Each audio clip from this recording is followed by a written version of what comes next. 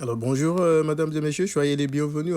Dans cette vidéo, je vais vous partager une technique qui va vous permettre de vous rappeler facilement le théorème de Thalès. Alors lorsque donc vous avez un triangle, hein, il faut d'abord regarder est-ce que donc mon triangle donc remplit donc les conditions de Thalès. Maintenant, comment peut-on savoir le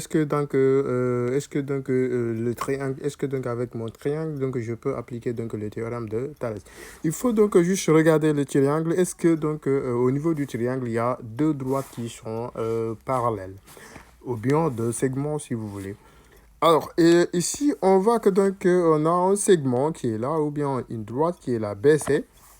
Et ici aussi, on a EF. On voit que donc ces deux droites-là, ils sont bien vraies parallèles. Parce que la définition simple, on dit que deux droites sont parallèles lorsque même si on les prolonge, donc ils ne vont jamais donc se toucher. Et voilà, maintenant, une fois que donc cette remarque donc est faite pour nous permettre d'appliquer maintenant le théorème de Thalès. Alors, l'autre question qu'on va se poser maintenant, c'est de savoir comment peut-on appliquer donc le théorème de Thalès. Voilà, est-ce que je vais l'appliquer donc, parce qu'on ne peut pas donc l'appliquer donc n'importe comment. Maintenant, ce qui va vous aider donc de se rappeler hein, où commencer ou comment appliquer, il faut regarder le segment qui est donc à l'intérieur donc du triangle, si je peux me permettre ainsi, c'est-à-dire ici c'est le segment BC.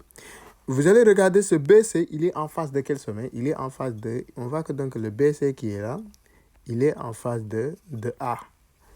Donc, A sera ma référence, sera donc mon point de départ. Et une autre remarque que j'aimerais donc souligner, ne vous laissez pas parfois le positionnement donc du triangle. C'est possible que donc on vous donne un triangle de ce type, vous voyez. Et bien vrai, on met des points. Donc on voit que donc mon triangle ici, on met donc un point ici, on peut mettre donc mon A ici, voilà, et ainsi de suite. Alors, ce que donc je dois regarder, est-ce que j'ai deux segments qui sont parallèles hein? Si je mets un point M, je mets un autre point là aussi, on voit que donc ce segment qui est là, ce segment-là, il est parallèle donc à ça.